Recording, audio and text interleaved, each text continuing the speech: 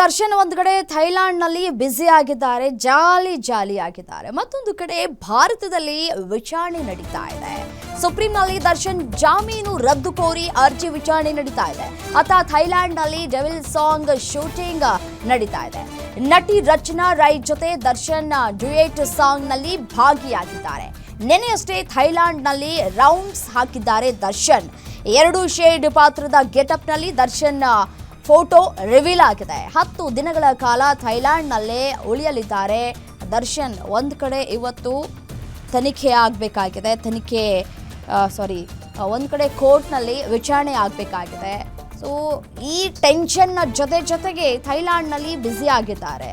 ಅಂದರೆ ಶೂಟಿಂಗ್ನಲ್ಲಿ ಬ್ಯುಸಿ ಆಗಿದ್ದಾರೆ. ನೆನೆಯಷ್ಟೇ ಅವರು ಥೈಲ್ಯಾಂಡ್ಗೆ ಪ್ರಯಾಣವನ್ನು ಕೂಡ ಬೆಳೆಸಿದ್ರು. 10 ದಿನಗಳ ಕಾಲ ಥೈಲ್ಯಾಂಡ್ನಲ್ಲೇ ದಾಸ ಉಳಿಬೇಕಾಗಿದೆ. ಸಿನಿಮಾದ ಶೂಟಿಂಗ್ ಆಗಿ ಕೋರ್ಟ್ನ ಅನುಮತಿಯನ್ನು ಪಡೆದುಕೊಂಡು ಅವರು ಥೈಲ್ಯಾಂಡ್ಗೆ ಪ್ರವಾಸವನ್ನು ಮಾಡಿದ್ದಾರೆ. ಸರ್ಕಾರ ಒಂದು ಕಡೆ ವಾದ ಮಾಡ್ತಾ ಇದೆ. ಪ್ರಕರಣದಲ್ಲಿ ಎಲ್ಲ ಆರೋಪಿಗಳಿಗೂ ಜಾಮೀನು ಸಿಕ್ಕಿದೆ. ಪ್ರಮುಖ ಆರೋಪಿ ದರ್ಶನ್ ಜನಪ್ರಿಯ ನಟನಾಗಿದ್ದಾನೆ.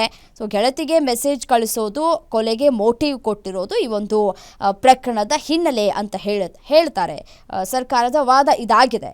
ಸೊ ರೇಣುಕಾಸ್ವಾಮಿಯನ್ನು ಚಿತ್ರಹಿಂಸೆ ಮಾಡಿ ಆತನನ್ನು ಹತ್ಯೆ ಮಾಡಲಾಗಿದೆ. ರೇಣುಕಾಸ್ವಾಮಿ ದೇಹದಲ್ಲಿ ಒಟ್ಟು 37 ಭಾಗದಲ್ಲಿ ಗಾಯಗಳಾಗಿವೆ.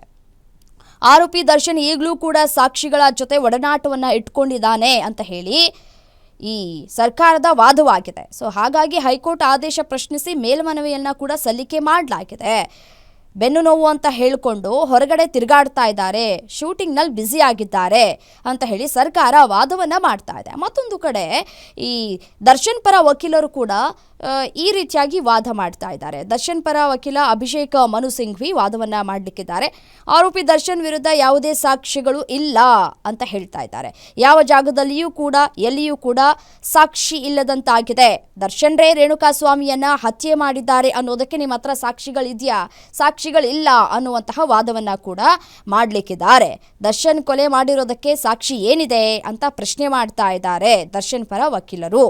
ಕೇವಲ 3 ಸೆಕೆಂಡ್ ವಿಡಿಯೋ ಇದೆ ಅಂತ ಹೇಳ್ತಾ ಇದ್ದಾರೆ.